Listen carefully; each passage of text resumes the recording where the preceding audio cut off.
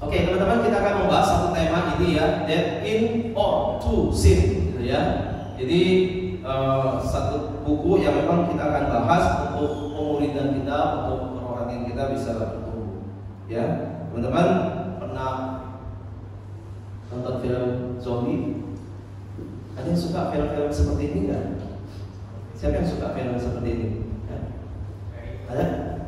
Ya, Ferry suka ya film-film zombie seperti ini ya. Kenapa Ferry sukanya Ferry? Coba kita tahu nih ya orang. Coba kasih mic ke Pak Ferry, kenapa itu bisa suka film-film seperti ini Ferry? Apa yang menarik dari film seperti ini sih? Film zombie sebagian ketakutan, tapi sebagian hobi atau suka gitu. Gimana? Keduanya tuh jadi kayak mikir gitu kan, mau ini mau kemana, mau gimana, terus apa ya? Keduanya sih survival gitu.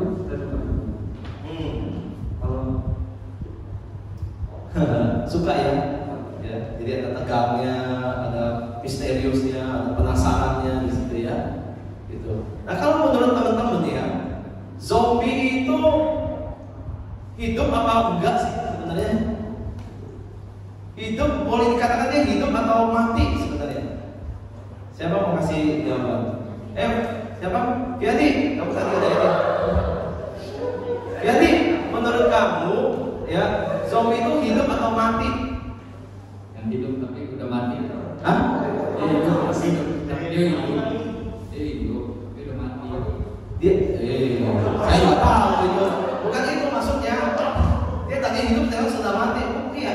Sekarang ini dia kalau zombie ini, zombie ya. Dia dikategorikan hidup atau mati? Mati.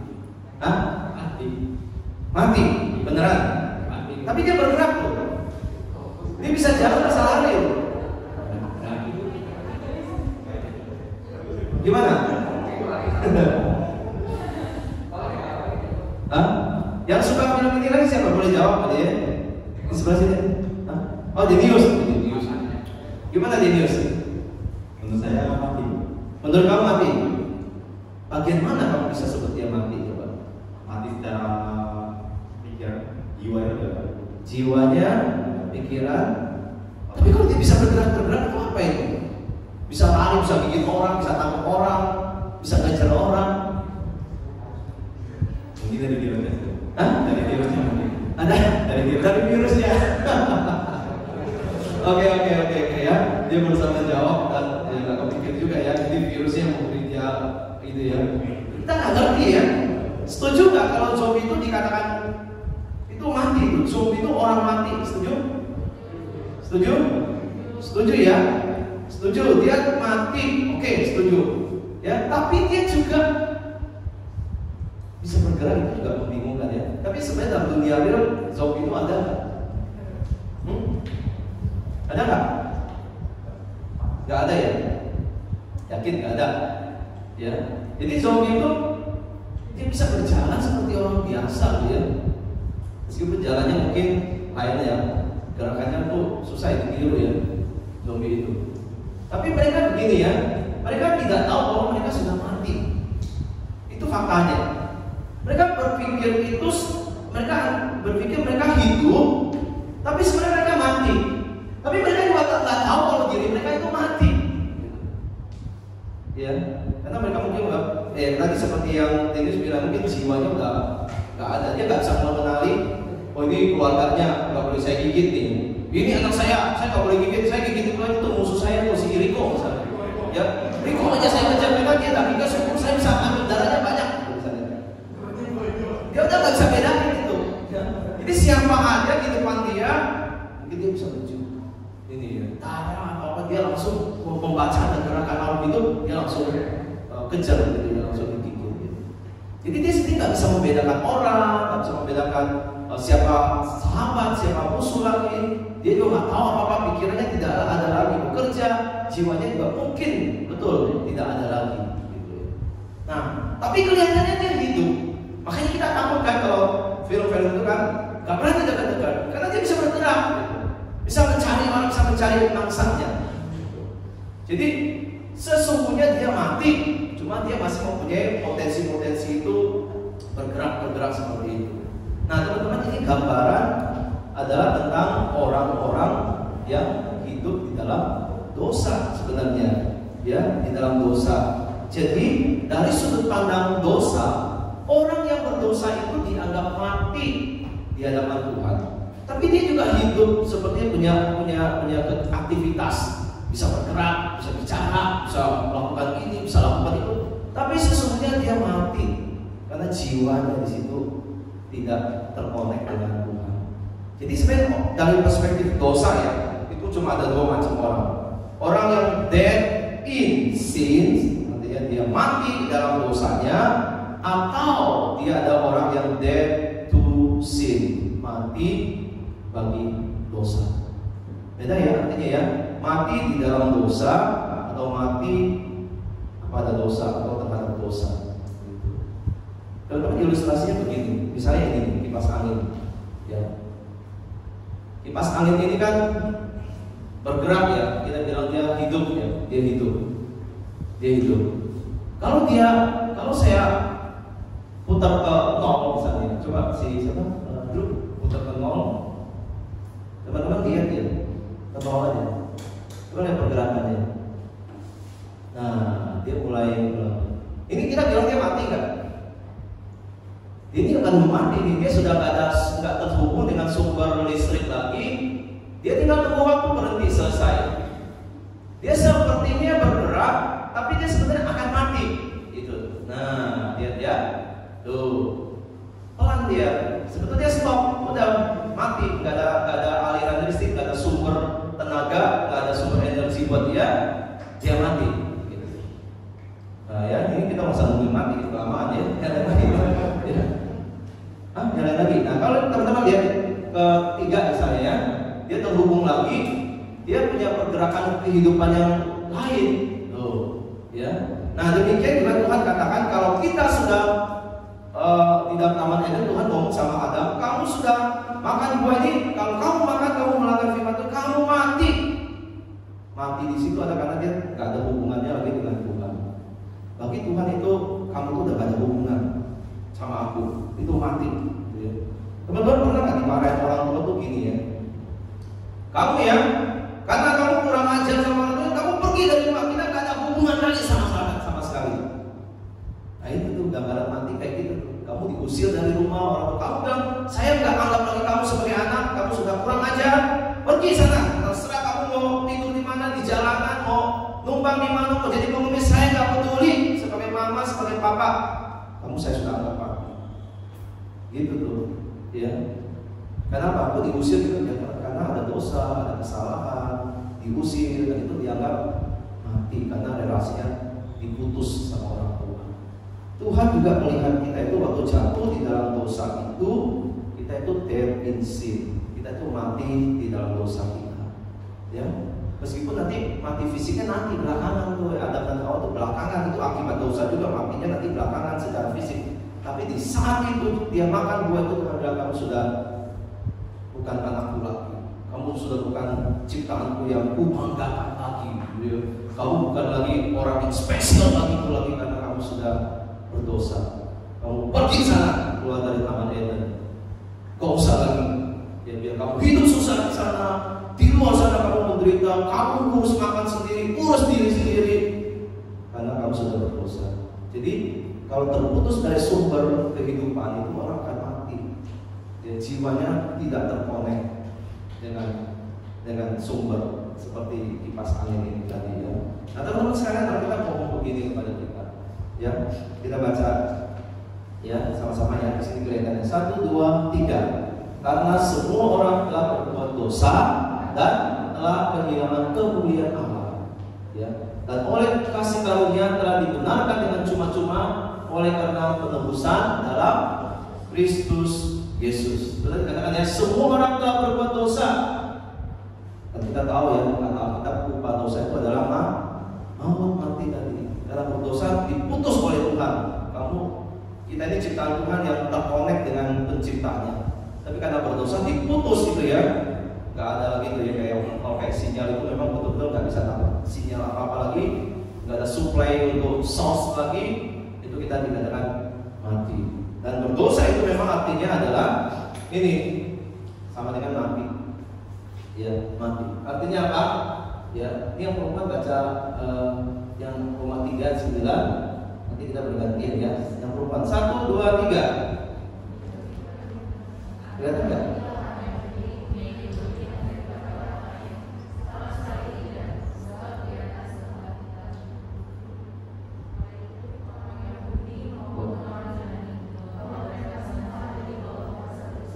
Iya, yang laki-laki seperti ada tertulis, tidak ada orang yang benar, seorang pun tidak. Wanita,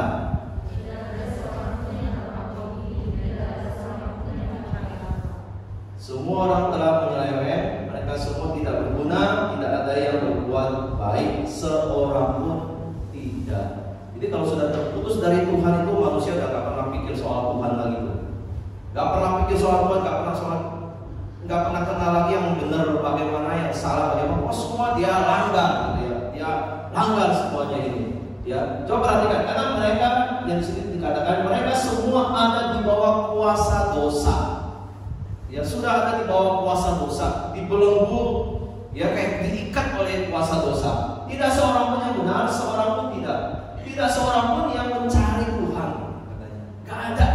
Karena udah keluar dari sana itu seperti anak yang hilang, gak bakal datang lagi ke rumah, cari orang tuanya lagi, enggak. Cari kembali ke home-nya lagi, gak bakalan. Gitu ya. Sampai satu titik mungkin dia mengalami pertobatan di luar, dia baru kembali ke rumah. Tapi selama itu tidak ada momen mereka bertobat lagi, menyesal ingin kembali, gak bakal dia kembali lagi ke sana. Gak akan ada mencari lagi Tuhan. Tapi kalau mau jujur ya, kita ini kalau ngomong hari Minggu mau datang mencari Tuhan, ini kita pasti enggan mau datang. Sebagian itu datang karena terpaksa, gitu ya. Sebagian datang karena disuruh, karena memang aduh. Kalau boleh pilih kita nggak bakal mau datang cari Tuhan sebenarnya. Nah itu tanda-tanda kita itu nggak punya hati yang sungguh-sungguh mau cari Tuhan kok sebenarnya. Dan memang kita nggak bisa cari Tuhan. Tuhan yang cari kita. Ya, Tuhan yang cari kita. Itu pelayanan Kristen itu begitu. Tuhan yang cari orang berdosa, bukan orang berdosa yang cari Tuhan. Makanya teman-teman pengurus itu terus mencari kalian, ya, mencari anak-anak muda yang sudah lama nggak datang, ya, yang sudah zona nyamannya di online, itu dicari, dihubungi, dikontak, dikasih motivasi, datang. Itu sebenarnya spirit dari Tuhan ya, untuk mencari. Karena orang yang itu tuh dia nggak bakal mau, nggak akan ada inisiatif dorongan mau cari Tuhan, nggak ada. Makanya hari ini kalau nggak ada hari Minggu ya, hari Minggu kalau bisa nggak boleh nggak ibadah itu seneng banget pasti. Itu ya. Nah itu sifat yang masih ada dosa di dalam itu tuh nggak bakal mau datang ke Tuhan. Tapi kalau teman-teman punya kerinduan ya, mencari Tuhan dengan kesadaran ya, dengan kesadaran bukan karena faktor disuruh-suruh atau apa, itu berarti jiwanya sudah menyadari kebutuhannya dengan Tuhan. Dia mencari Tuhan. Ya, karena Tuhan sudah temukan dia, maka sekarang dia tahu jalan ke rumah Tuhan itu seperti apa. Ya, kalau baik kita nggak bakal seperti ini, gitu. Atau kalau kita pikir ya, kenapa ada orang itu melakukan dosa? Kenapa kok orang bisa? Ya udah dosa ya udah. Kenapa kok dikatakan ini manusia berdosa dan apa yang dilakukan selalu berdosa? Kita harus ingat ini ya. Ingat ini. Ya meskipun kita bukan langsung Adam Hawa, tapi kita keturunannya. Daud sudah mengatakan begini, sesungguhnya dalam kesalahan aku diperanakkan, ya, dan dalam dosaku aku dikandung ibuku. Agama lain tidak mengakui ini loh. Agama lain ada yang berpendapat orang lahir itu suci loh. Ya, bahkan ada teologi Inggris tuh ngomong kita itu lahir seperti kertas putih loh, ya, yang belum ada nodanya, AVS putih begitu, bukan kertas bekas ya, kertas baru putih gitu, belum ada coret-coretannya. Nanti, mungkin dia disakiti, ada coretan. Mungkin dia dibully di sekolah, ada noda di situ. Mungkin dia udah besar, disakiti, dia malas, itu coretannya jadi banyak. Enggak, ya. Firman Tuhan sudah mengatakan dalam kandungan, aku sudah diperanakkan dalam kesalahan dan di dalam dosa. Jadi memang keturunan itu tidak ada yang tidak berdosa lagi. Ayo coba kita buktikan ya. Ya, jadi orang berdosa disebut berdosa bukan karena bukan karena perbuatannya loh ya, tapi karena memang statusnya terlahir sebagai orang berdosa. Terlahir sebagai orang berdosa. berdosa. Ya, bukan karena ada perbuatan baru dikatakan berdosa. Ya, misalnya kalau kita ngomong, saya pernah ditanya sama orang nih, orang gila itu berdosa nggak dong? Orang gila dia nggak bisa bunuh orang, itu atau bukan orang gila deh. Orang yang kebutuhan khusus, misalnya Down syndrome ya, Down syndrome ya, orang-orang yang mungkin kebutuhan khusus begitu ya, dia nggak bisa bunuh orang, dia nggak bisa bohong, dia nggak bisa juga menyakiti orang, nggak ada perbuatan yang kita bisa katakan, oh ini orang ini berdosa. Dia nggak merampok orang, nggak menipu orang, nggak ngebully orang, nggak. Dia orang berdosa nggak? Kalau dosa itu cuma dinilai dari perbuatan, ya dinilai dari perbuatan aja, wah kita bisa bilang ini kalau yang Down syndrome ini nggak berdosa dong kalau gitu. Kan dia nggak bunuh orang, nggak menipu orang, nggak merampok orang.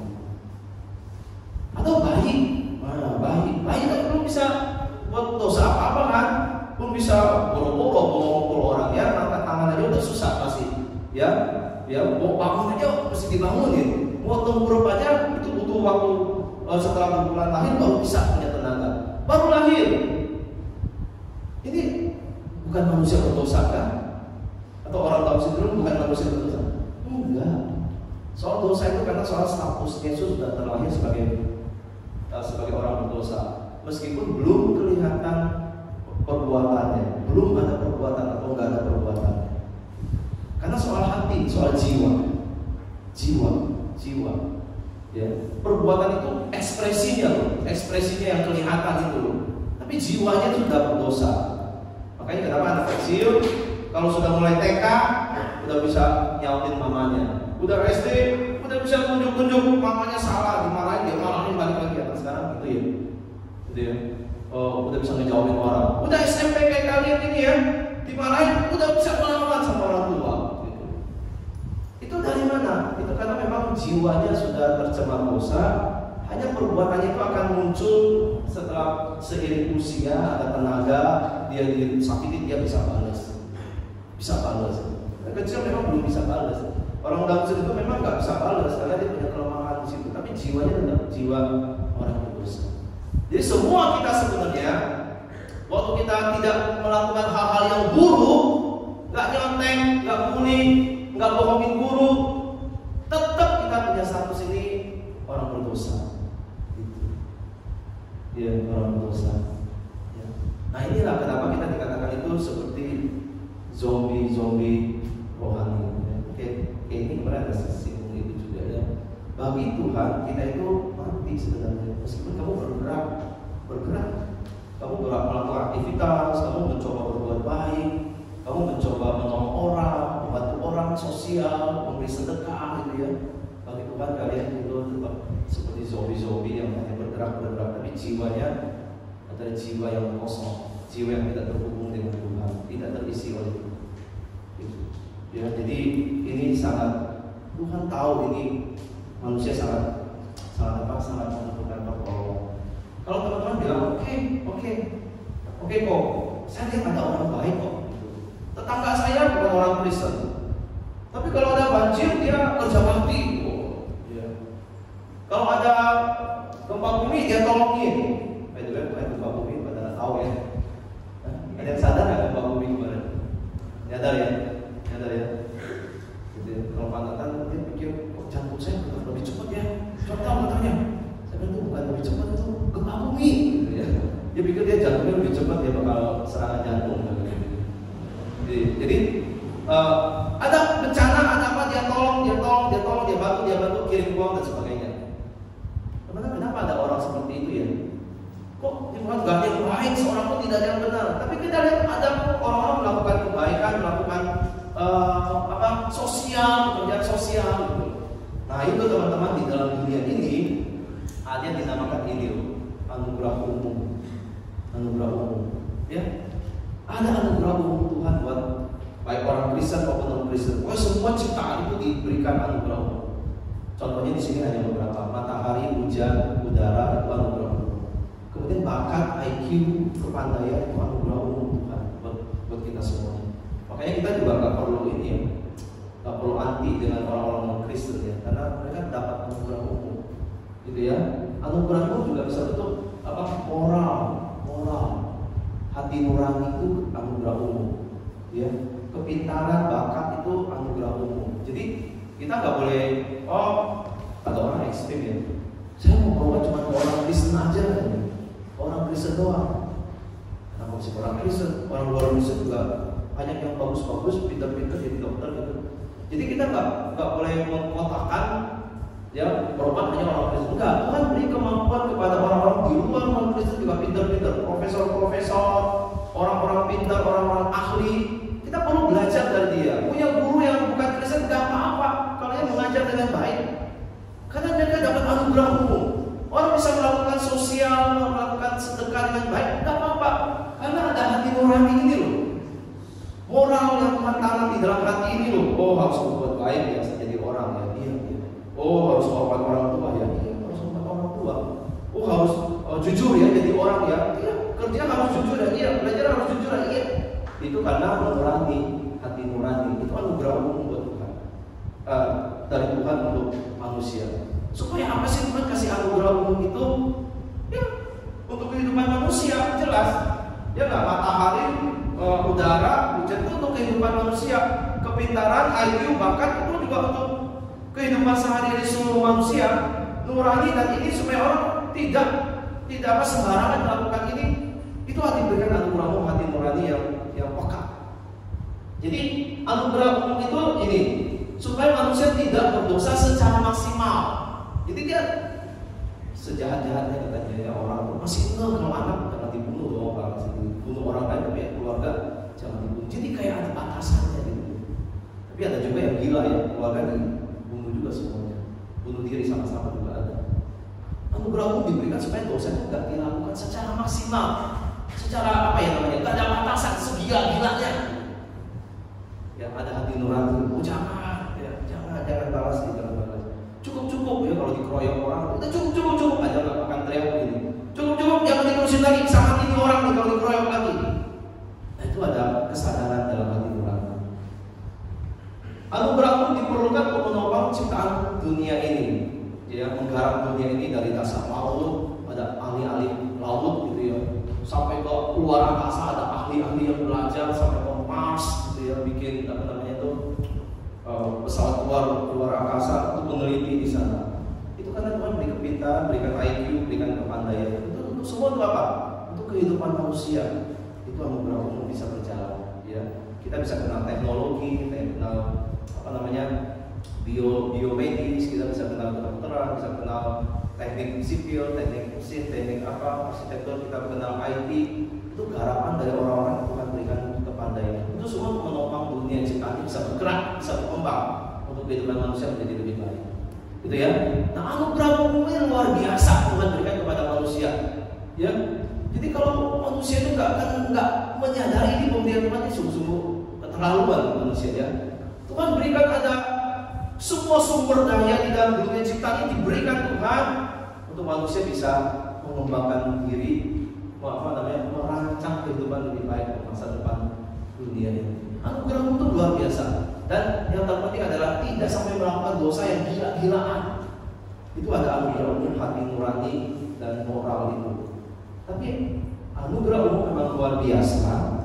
Tapi anugerah umum tidak bisa menyelamatkan, tidak bisa membuat orang connect lagi ke Tuhan. Tidak bisa. Itu keterbatasan anugerah. Itu skopnya anugerah umum itu hanya sampai di situ saja. Dia nggak bisa berbuat lebih dari itu lagi. Ya, makanya kita tahu bahwa kebutuhan terbesar manusia itu bukan soal menerima anugerah umum atau diperlengkapi dengan ilmu-ilmu saja, bukan. Nggak cukup. Ya, ilmu itu hanya mengisi otak di sini, tapi jiwanya nggak bisa dipulihkan dengan Tuhan. Ya, nggak bisa diperdamaikan dengan Tuhan. Ya, kita kebutuhan terbesar kita bukan diperlengkapi dengan ilmu, ya les yang banyak, belajar sekolah yang rajin, sekolah yang tinggi sekali sampai gelarnya banyak. Nah, kalau gelarnya banyak juga bisa melakukan dosa paling gila, ya paling jahat. Ya, jadi kita itu perlu dihidupkan kembali karena kita itu seperti mati. Itu adalah mati di dalam Tuhan. Yang kita butuhkan itu kita dihidupkan dari kematian rohani kita itu. Yang lebih penting itu. Anugerah itu sudah cukup Tuhan berikan for you untuk semuanya. Saya percaya kalian itu terima anugerah umum semuanya ada. Minimal kalian cerdas. Minimal kalian juga punya etika. Ya, meskipun ada yang terlatih di rumah, ada yang belum. Kalian itu punya kesadaran untuk hal-hal yang baik. Anugerah umum kalian terima. Tapi anugerah umum nggak bisa membawa kalian selamat, ya, menghidupkan kalian. Kita butuh anugerah yang khusus. Ya, kita butuh anugerah yang khusus dari Tuhan untuk menghidupkan kita secara rohani di situ. Ya, secara rohani. Teman-teman sekalian, inilah ya yang Tuhan kerjakan dengan kita. Efesus 4 ayat 6 sampai ayat 4 sampai 6. Tetapi Allah yang kaya dengan rahmat, ya, oleh karena kasih-Nya yang besar dilimpahkan kepada kita. Kasih-Nya yang besar, grace-Nya, yang love-Nya itu dilimpahkan kepada kita. Ya, telah menghidupkan kita. Gitu ya. Jadi ini inisiatif Tuhan itu melihat manusia itu ini lama-lama meskipun mereka pandai membangun gedung tinggi, pandai menggarap dunia ini, tapi pada akhirnya mereka akan satu-satu masuk neraka akan habis semuanya. Nah, Tuhan berinisiatif kalau itu nanti gak ada orang yang diselamatkan. Ini semua ciptaan dan gambar Tuhan. Tuhan berinisiatif memberi kasih-Nya. Dia mau memilih orang-orang untuk diselamatkan dan dihidupkan kembali. Gitu ya. Supaya apa sih? Supaya di tengah-tengah anugerah umum itu ada anugerah khusus yang orang-orang tuh betul-betul dedikatednya itu kepada Tuhan tuh total. Tadi kita kan nggak mencari Tuhan ya, nggak mencari Tuhan dikatakan. Sekarang dengan anugerah khusus kita punya kesadaran mau kembali kepada Tuhan, mau cari Tuhan, mau cari sesuatu yang lebih penting daripada anugerah umum gitu, daripada skill kemampuan, sesuatu yang lebih penting lagi dibanding itu. Kita butuh itu. Tuhan beri anugerah itu ada orang-orang yang akhirnya disadarkan, dihidupkan, ngerti, punya sense lagi untuk cari Tuhan, ya, untuk mengenal Tuhan, untuk datang kepada Tuhan. Dia menghidupkan kita, telah menghidupkan kita bersama-sama dengan Kristus, sekalipun kita telah mati oleh kesalahan-kesalahan kita, oleh kasih karunia kamu diselamatkan. Oleh kasih karunia, only by His grace you are saved, kamu diselamatkan. Jadi ini sungguh-sungguh anugerah khusus dan kasih karunia Tuhan bagi kita. Nah, teman-teman, inilah yang namanya turning point-nya ya. Turning point-nya kita itu butuh bukan hanya ilmu, tapi kita butuh diselamatkan, dihidupkan. Ya, kasih karunia Tuhan memberi iman kepada kita, ya, memberi iman kepada kita, maka kita yang dari dead in sin, yang mati dalam dosa sekarang menjadi dead to sin. Artinya apa? Dulu kita mati dalam dosa, sekarang sudah dihidupkan. Nah, dosa itu masih ada ininya nih, masih ada cokolannya ya, bercokol ya, kayak tubuhnya ini masih tubuh yang jiwanya sudah dibaharui, diberikan manusia baru jiwanya. Tetapi hatinya itu adalah hati yang tubuhnya itu tubuh yang akan harus ditambahkan, tubuhnya juga tubuh yang berdosa, gitu. Ya, makanya kalau orang Kristen itu kadang-kadang bisa semangat mau datang tapi tubuhnya malas bergerak. Gitu ya. Dan Tuhan Yesus pernah bilang ya, roh memang penurut ya, tapi daging lemah. Rohnya sudah diperbarui, mau nurut, mau taat, tapi dagingnya lemah. Dagingnya akan tarik dia mundur dikit. Rohnya sih mau maju, tapi ininya ya, dagingnya ditarik. Udah lah, nggak usah lah. Ngapain sih ke gereja, ngapain sih pelayanan, ngapain sih jadi orang Kristen yang baik, ngapain sih baca firman, ngapain sih berdoa. Nah, dagingnya membuat dia lemah di situ. Nah, makanya kita harus dead to sin, kita harus mematikan sisa-sisa dosa yang bercokol ini, gitu ya, di dalam diri kita. Saya punya ilustrasi yang bagus tadi saya sama Dennis itu ya. Jadi tadi kita mau pakai alat itu, ya, alat mic-nya yang bukan pegang begini ya, tapi mic-nya yang kayak ada kayak headset gitu ya. Itu udah diisi baterai baru. Baterai itu seperti jiwa kan, charge itu full baterai. Baterainya baru, tapi fisiknya rusak. Sama Dennis dipencet-pencet gak nyala gitu ya. Padahal udah diisi jiwa yang baru gitu, baterai itu. Gak ini ya. Tubuhnya fisiknya masih lama, jiwanya baru, gak nyala-nyala. Begitu dipencet-pencet dipasangkan nyala. tapi rusak. Suaranya berisik gitu ya, wow, nggak jelas tadi ya. Akhirnya nggak bisa dipakai gitu. Ya. Jadi antara jiwa yang baru, tubuhnya ini masih diperbaharui fisiknya. Tapi nanti Tuhan membaharui kasih tubuh yang baru, kita sudah mati. Tapi sekarang memang tubuh itu akan merusak dan membuat kamu itu membebani jiwa kamu yang baru. Kalau kamu nggak bisa atasi, fisik kamu itu akan membuat kamu jatuh dalam dosa. Ya, belum lagi tambah godaan iblis, godaan dunia, godaan teman, gitu ya. Buat kamu, roh kamu, jiwa baru kamu bisa menjadi lemah.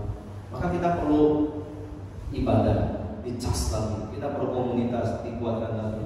Kita perlu diingatkan lagi. Tubuh kita ini perlu dilatih untuk lebih rajin, taat, melayani Tuhan dan ikut Tuhan. Tubuh ini perlu meskipun dia merosot gitu ya, tambah tua kan tambah lemah ya, tambah sakit-sakitan gitu ya. Tapi perlu dikasih apa ya? Dikasih jiwamu baru itu fisik kamu bisa ditarik untuk tidak ikutin kemauan dagingnya itu. Ya, tapi jiwamu bisa diberi nutrisi dan dikuatkan, dan itu mempengaruhi hidup kamu secara fisik dan rohani. Gitu. Ya, maka orang-orang yang terlatih ini akan melatih tubuh. Saya juga sama sebenarnya. Saya udah berpikir nanti kalau pakaian kaos aku ini sudah jam 7:30 kan saya ikut pasti 7:30, atau saya jam 7 saya udah turun. Kalau sekarang jam 8 ibadahnya, jam 9 saya jam 8 udah turun. Kalau 7:30 kayaknya saya jam 7 aja dia baru turun. Maksudnya mundur 1 jam, 6:30, tapi kayaknya males juga ya. Jam 7 atau jam 7 kurang lah gitu ya. Jadi kayak fisik kita itu ngawal-ngawal gitu ya. Keinginan kita pun ngawal-ngawal gitu. Tapi saya bilang ya harus melatih diri. Terus nanti nih misalnya pengurus ya, ada spiritual formation gitu ya. Kalau dari pagi ya kayak Jenny sama Jordan, biasanya dari pagi itu dari jam 8 atau 7:30 udah latihan. Nonstop sampai jam 2-an, jam 3. Aduh, ini melelahkan, ini bisa kabur ini orang sebenarnya ya, bisa melarikan diri, fisiknya bisa hilang gitu karena capek gitu. Tapi saya bilang begini ya sama diri saya harus latih tubuh saya ini otak. Kita sih pengen ikut, tapi kayaknya capek, kayaknya malas, udah bayarin kayak gitu. Tapi tubuh ini mesti dilatih. Kalau ngikutin dia, ya udahlah. Kabur pasti. Tapi maksain diri, tanda kutip, maksain diri itu untuk ikut jiwanya yang baru, yang punya keinginan yang bagus. Fisiknya sih punya keinginan jelek, gitu ya. Tapi kita mau latih. Ya nggak gampang teman-teman. Kita mau matikan dosa-dosa dalam tubuh kita itu nggak gampang. Kita mau detusin itu nggak gampang. Tapi itu perlu latihan. Nah, hari Minggu ibadah ini sebuah latihan bagi kita. Ya, latihan kalian itu untuk menaklukkan ini loh, keinginan menaklukkan tubuh kalian itu mengikut jiwa dan pikiran kalian yang baru, ya. Masa kalian mau kalah dengan keinginan yang seperti itu? Tuhan itu sudah mengasihi kita, memberi anugerah. Maka kita harus kalahkan itu keinginan daging dan kemalasan di dalam diri. Kan itu dosa. Ya, kemalasan itu bentuk dosa yang harus ditaklukkan. Kan kita harus matikan itu kemalasan itu. Makanya sebenarnya orang Kristen ya itu rajin sebenarnya. Kalau orang Kristen rajin belajar, rajin sekolah, rajin bekerja, rajin melayani. Sebenarnya orang Kristen itu harus rajin. Cuma kalau masih melihat malas itu penyakit jiwa ya. Itu jiwamu digerogoti dengan kemalasan itu dosa. Ya. Kita harus atasi, kita harus dead to sin every day. Mati bagi dosa kita itu setiap hari. Maksudnya dosanya mengecil, keinginan itu mengecil, berkurang sampai hilang. Ya teman-teman sekalian, biarlah kita boleh belajar seperti itu ya. Nah saya mau ajak teman-teman diskusi yang ini ya. Jadi nanti geser ke sini sedikit ya. Berapa orang ya? Nanti ada di kota. Coba berapa? 30 orang aja. 40 orang. Bangkunya ada berapa sih? Kita hitung bangku yang sisa di kapal ya. Hah? 38 ya? Ya 38 orang ya.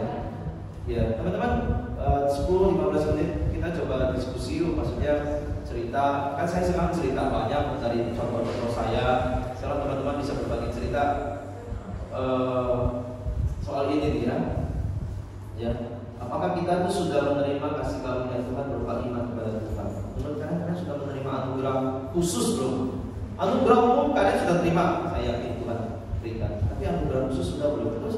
Terus kalian bandingkan dalam hidup kalian gini. Kalau saya sudah terima anugerah Tuhan di hidup itu, saya ini ada perjuangan melawan kemalasan itu tadi enggak ya? Apa usaha saya untuk mengharapkan keinginan yang kayak gitu tuh? Yang godaan kamu nggak mau ke gereja, nggak mau belajar, bolos sekolah. Kalau jujur kalau bisa tuh off cam dan kamu tiduran aja gitu. Melawan keinginan bad sin, mati untuk kebiasaan buruk, mati untuk dosa kalian, mati untuk masa lalu kalian yang buruk itu kalian belajar tinggalin dan belajar hidup dengan pola baru orang Kristen yang rajin di sekolah, di gereja, di tempat kerja, di tempat kuliah kalian rajin menunjukkan ya, itu sebuah etos hidup, etos kerja orang Kristen gitu ya. Jadi kalau ini ada 40 orang ya misalnya ya, nah, kalau bisa 5 orang ya, jangan ya umurnya bisa berbaur, jangan kumpul, boleh campur, boleh sesuai grup aja, boleh ya. Dia ada si PA, ada Jennifer dan teman-teman yang lain ikut nimbrung ngobrol dan ya. Jadi tadi kan gak ada sharing ya, jadi saya memang taruh sharing di sini supaya kita itu bisa jangan cuma satu arah, kalian harus belajar berbicara, berdiskusi, menyampaikan pendapat, ide kalian di dalam kelompok yang lebih kecil. Yuk, saya kasih waktu ya, ini baru jam 12 dan 5 dan 6 menit, kita coba pakai 15 menit untuk ini. Coba bergerak ke sini boleh, jadi jangan terlalu dekat nanti nggak kedengeran teman-teman ya. Bangkunya boleh diajak-ajak. Oke, John kita